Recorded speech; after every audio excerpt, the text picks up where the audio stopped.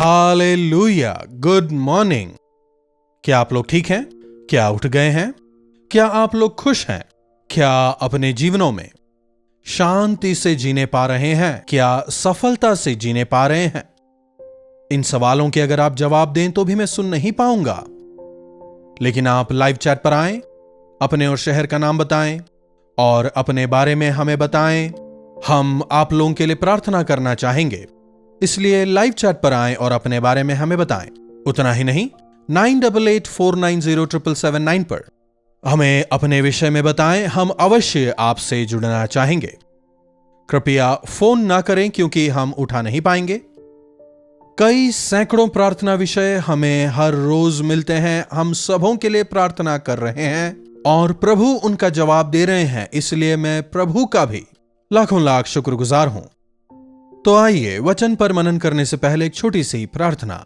पवित्र पिता, आपका धन्यवाद प्रभु, एक बार फिर से आज सुबह के समय हम आपके सामने आते हैं। अपने वचनों के द्वारा जो हमारे लिए आवश्यक है हमें सिखाएं प्रभु। प्रार्थना यीशु के नाम से मांगते हैं, आमीन। तो हमारे जीवन के लिए क्या आवश्यक है बताइए। आज ऐसा क्या है जो हम में से प्रत्येक के लिए आवश्यक है? क्या कहा? सेलफोन। जी हां, आजकल कुछ ऐसा ही लगता है। एक सेलफोन है तो काफी है। हम बहुत कुछ उससे कर सकते हैं। फोन पे, गूगल पे, ये वो, social media, Facebook, Twitter, YouTube, news देख सकते हैं। जिससे चाहे, जब चाहे, जहां भी चाहे हम बात कर सकते हैं, कनेक्ट रह सकते हैं, है ना? लेकिन हम कितने भी लोगों से जान पहचान कर लें, कितने ही लोगों से हम बात ही क्यों ना कर लें, स्वर्ग से कनेक्ट होने के लिए सेलफोन काम नहीं करते। स्वर्ग से हमें कनेक्ट होना है तो ये देखिए, पवित्र वचन आवश्यक है। इस बाइबल के द्वारा ही परमेश्वर हमसे बात करते हैं। हम बिना किसी इक्विपमेंट की सहायता के, बिना इंटरनेट के, बिना सेलफोन के, बिना किसी नेटवर्क वायरिंग किए, यहां जो कुछ आप प्रार्थना करते हैं, स्वर्ग में आपकी प्रार्थना पहुंचती है। ऐसा अवसर प्रभु ने हमें दिया है। तुम मुझे पुकारो, मैं तुम्हारी सुनूंगा। Not just one way. हम प्रार्थना करते हैं, प्रभु जवाब देते हैं। कितना महान सौभाग्य है यह। प्रभु पर विश्वास करने वालों को प्रभु यीशु मसीह के नाम से प्रार्थना करना सीखना चाहिए। प्रार्थना हमारे लिए काफी आवश्यक है, ना केवल जब जरूरतें हों, ना केवल जब परेशानियों में हो, हमें तभी प्रार्थना नहीं करनी चाहिए। प्रभु परमेश्वर के संतानों को हमेशा उनके सानिध्य के खोजी रहना चाहिए।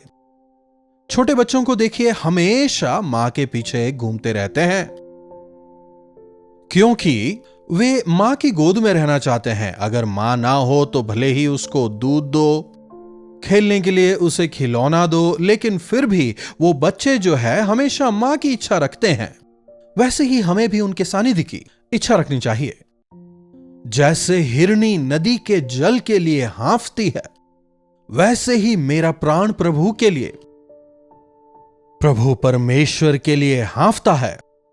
जैसे भजनकार कहता है, आज हम में से कितने लोगों के मन में प्रभु के लिए ऐसी आशा है? कितने लोग आज प्रार्थना में आनंदित होते हैं? क्या आप प्रार्थना करते हैं?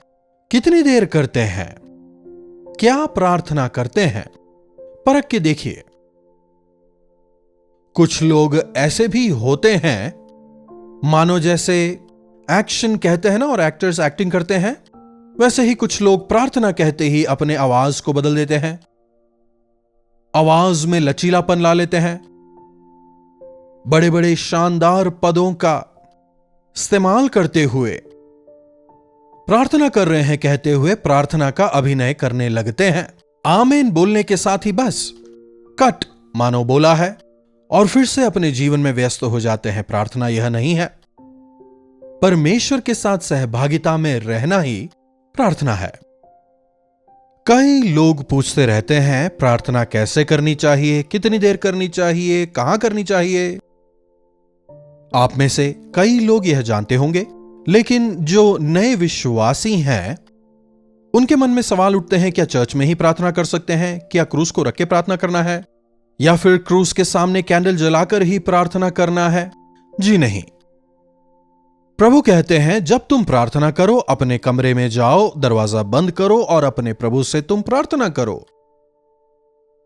आप प्रार्थना कर रहे हैं, औरों को जानने की जरूरत नहीं। अगर जान भी जाए तो कोई बात नहीं, लेकिन बताने के लिए प्रार्थना ना करें। सच्चाई से प्रभु से प्रार्थना करें, और यदि आप पूरी सच्चाई से प्रभु से प्रार्थना करेंगे, जहां कहीं से भी करें, प्रभु से सुनेंगे। अपने कमरे में जाकर प्रार्थना करें। अरे क्या पादरी साहब, हमारे पास है ही एक कमरा, या फिर सभी कमरों में कोई रहता है, एकांत में प्रार्थना करना संभव नहीं है तो छत पर जाएं, बालकनी में जाएं, या फिर अगर आप गांव में रहते हैं तो खेत खलिहान में जाएं। आसपास यदि समुद्र का किनारा हो तो फिर वहां जाएं, पहाड़ हो तो पहाड़ी पर जाएं, जहां कहीं भी हो, एकांत में जाकर प्रभु से प्रार्थना करना सीखें। इसहाक प्रार्थना और मनन करने के लिए खेत में जाता था।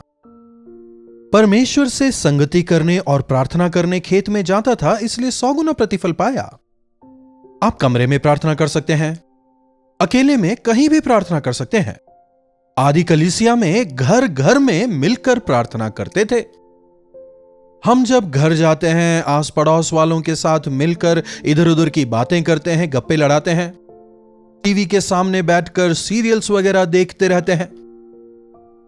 अगर आस पड़ोस वालों के साथ मिलकर, 2-3 लोगों के साथ मिलकर प्रार्थना कर सके तो प्रभु एक वायदा देते हैं, जहां कहीं 2 या 3 मेरे नाम से इकट्ठा होंगे और अगर प्रार्थना करेंगे तो मैं उनके बीच में उपस्थित होऊंगा। जो कुछ वे मांगेंगे मैं उन्हें दूंगा, जो वे पृथ्वी पर बांधेंगे वो बंधेगा, और जो वे छुड़ाएंगे वो छुड़ेगा। यह प्रभु का वादा है।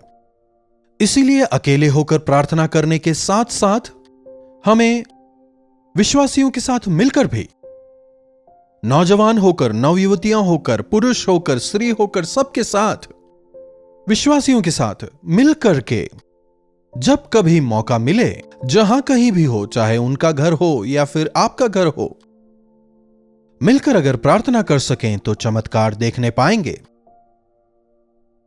उतना ही नहीं, हमें आराधनालय जाकर भी प्रार्थना करना है।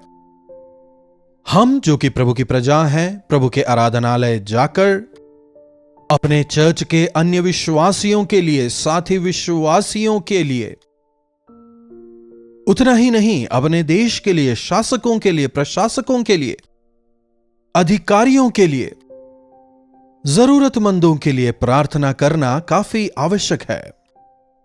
अगर पूछें कि कैसे प्रार्थना करनी चाहिए, घुटनों पर आकर प्रार्थना करना इज द बेस्ट।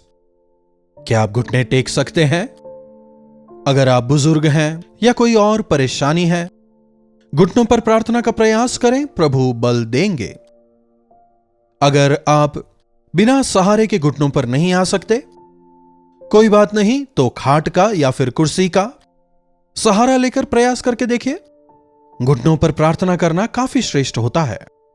घुटनों पर हमें देखकर शैतान कांपने लगता है। घुटनों पर प्रार्थना करने वालों को देख शैतान घबराता है। जी हां, जब हम यीशु मसीह के नाम से प्रार्थना करते हैं, दुष्टात्मा भाग खड़े होते हैं। दानिएल दिन में 3 बार घुटनों पर प्रार्थना करता था, इसलिए सिंह के मुंह को वो बंद करने पाया। हमें हाथ उठाकर भी प्रार्थना करना चाहिए। घुटने टेककर प्रार्थना करना जितना कठिन है, हाथ उठाकर प्रार्थना करना भी उतना ही कठिन है। क्या आपने कभी प्रयास करके देखा है? कितनी देर हाथ उठा पाएंगे? जरा करके देखिए, हाथ दर्द करेंगे। मूसा जब हाथ उठाकर प्रार्थना कर रहा था, शत्रु जो थे भाग रहे थे। यहोशू जब लड़ाई कर रहा था, जब मूसा के हाथ दर्द करने लगे और जब उसने हाथ नीचा किया, वहां इस्राएली हारने लगे और शत्रु जीतने लगे। तब हारून आकर मूसा के हाथ को सहारा देता है और वो शाम तक प्रार्थना जब करता है, तमाम शत्रुओं पर इस्राएलियों ने जय पाया। हमारे जीवनों में भी शत्रु होते हैं। मेरे कहने का मतलब मनुष्यों से नहीं है। हम ही हमारे शत्रु होते हैं। हमारा शरीर, हमारा क्रोध हमारा शत्रु है। हमारी जल्दबाजी, हमारा विश्वास, हमारी बलहीनता, हमारे पाप, हमारी पवित्रता, हमारे स्वार्थ, इन पर यदि हमें जय पाना है, हमें प्रार्थना की जरूरत है। हे पुरुषों, अपने हाथों को उठाकर प्रार्थना करो। वचन कहता है, अपने पवित्र हाथों को उठाकर तुम प्रार्थना करो। घुटनों पर प्रार्थना कर सकते हैं, हाथ उठाकर प्रार्थना कर सकते हैं, साष्टांग गिरकर प्रार्थना कर सकते हैं। ऐसा स्थान हमें नहीं मिलता।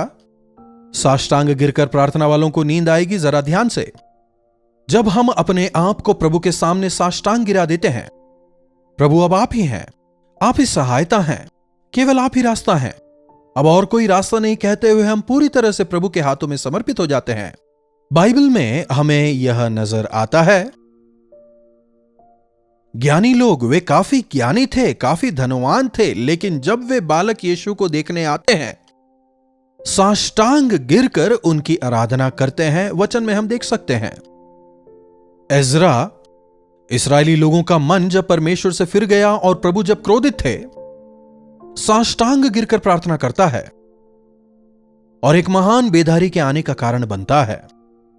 यस, हमें समय समय साष्टांग गिरकर, जब भी हमें मौका मिलता है, जब घर में कोई नहीं, जब अकेले हैं, आराधनालयों में भी आजकल जगह नहीं होती है, इसलिए हम घुटनों पर या साष्टांग नहीं कर पाते हैं, लेकिन हाथ उठाकर हम प्रार्थना जरूर करने पाते हैं। लेकिन साष्टांग गिरकर प्रभु से प्रार्थना करनी चाहिए, उनकी आराधना करनी चाहिए। इसका मतलब होता है कि प्रभु, मैं अपने आप को पूरी तरह खत्म करता हूं और आपके हाथों में समर्पित हो जाता हूं। खड़े होकर भी प्रार्थना कर सकते हैं। हाथ अगर नहीं उठा सकते हैं तो खड़े होकर हम प्रार्थना करें। बाइबल में इसके कई सारे रेफरेंस को हम देखते हैं। यीशु ने खड़े होकर प्रार्थना की। आप किसी भी तरीके से प्रार्थना करें, अगर आपकी प्रार्थना में सच्चाई है, यदि आप टूटे हुए मन के साथ प्रभु से प्रार्थना करते हैं, प्रभु आपकी प्रार्थना सुनेंगे। बैठ करके भी प्रार्थना कर सकते हैं। नहमीया बैठकर आंसू बहाते हुए उपवास के साथ प्रार्थना करता है। जी हां, गंभीर समस्याओं के लिए 1-2 घंटा प्रार्थना काफी नहीं। दिन भर अगर प्रार्थना करना है तो बैठ के प्रार्थना कर सकते हैं। कई दिन, कई हफ्ते, कई महीने जब किसी विषय को लेकर प्रार्थना करना है, तो प्रभु के सामने बैठकर अपने हृदय को उनके सामने खोलकर हम प्रार्थना कर सकते हैं। आज से यह अभ्यास करें, तरीकों को बदल बदल कर प्रार्थना करें। थोड़ी देर खड़े रहें, थोड़ी देर बैठें, थोड़ी देर हाथ उठाएं, थोड़ी देर साष्टांग गिरें। ऐसे प्रभु से प्रार्थना करें। चलते हुए भी प्रार्थना कर सकते हैं। मेरे जीवन में ऐसे कई अनुभव हैं। बाइबल कॉलेज में जब मैं उठकर पढ़ाई करता था, सुबह सवेरे उठकर जब नींद आती थी, 4 बजे ही मैं उठ जाता था। थोड़ी नींद आ रही होती, लेकिन इस कोने से उस कोने तक में चलते हुए, इधर से उधर, उधर से इधर चलते हुए मैं प्रार्थना किया करता था। तब नींद भी नहीं आती थी, साथ ही ध्यान लगाकर मैं प्रार्थना करने पाता था। प्रार्थना करें, बहानेबाजी ना करें। अगर स्थान नहीं है तो खड़े होकर प्रार्थना करें, घुटनों पर आकर प्रार्थना करें, चलते हुए प्रार्थना करें, अकेले में प्रार्थना करें, भाई बहनों के साथ मिलकर प्रार्थना करें, आराधनालय जाकर वहां भी प्रार्थना करें। प्रभु यीशु मसीह अकेले जाकर रात भर प्रार्थना करते थे। प्रार्थना की रुचि और उसकी सामर्थ्य को जानने वाला दोबारा कभी भी प्रार्थना से पीछे बिल्कुल नहीं हटेगा। मूसा प्रभु के सामने 40 दिन और 40 रात जब पहाड़ पर चढ़कर प्रार्थना करता है, उसके जाने बिना ही उसका मुख प्रकाशमान हो चुका था। हम वचन में देख सकते हैं, लोग उसके मुख को देख नहीं पा रहे थे, इतना प्रकाश था। आज भी प्रार्थना करने वाले हिम्मत से खड़े रह सकते हैं, दृढ़ खड़े रह सकते हैं, संतोषित रह सकते हैं, तृप्ति से रह सकते हैं। उनके मुख पर परमेश्वर के प्रकाश को हम देख सकते हैं। शद्रक, मेशक, अबेदनगो, दानियेल ये प्रार्थना करने वाले नौजवान थे। इसलिए जब उनका परीक्षण किया गया, उनके मुख प्रकाशमान थे और वे सुंदर थे। जब आप अपने मुख को परमेश्वर की ओर मोड़ेंगे, जब आप उन्हें पुकारेंगे, आपका मुख भी प्रकाशमान होगा।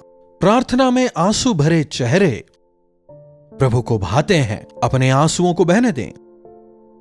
जब हम स्तुति आराधना करते हुए प्रभु के सानिध्य में समय बिताएंगे, अपने व्यक्तिगत जीवन में, शारीरिक जीवन में हम परमेश्वर के सामर्थ्य का अनुभव करने पाएंगे, शैतान पर जयवंत होने पाएंगे। प्रार्थना करें, प्रार्थना करें, प्रार्थना करें।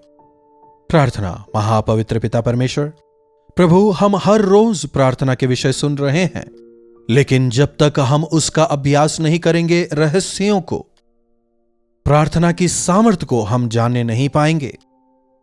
प्रभु, आपके ये जो संतान है, जो हर रोज आपके वचनों को सुन रहे हैं, एक प्रार्थना की बेधारी उनमें से प्रत्येक के जीवन में आने पाए।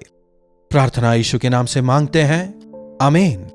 अब हमारे पिता परमेश्वर का प्रेम, प्रभु यीशु मसीह का अनुग्रह, पवित्र आत्मा की संगति और सहभागिता हम में से प्रत्येक के साथ आज, कल और निरंतर बनी रहे। आमीन। प्रभु की महिमा हो।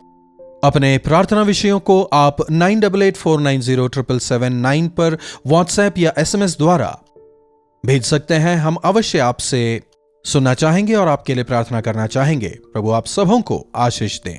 कल्वरी दर्शन, ये है प्रेम के दर्शन, यीशु प्रेम के दर्शन।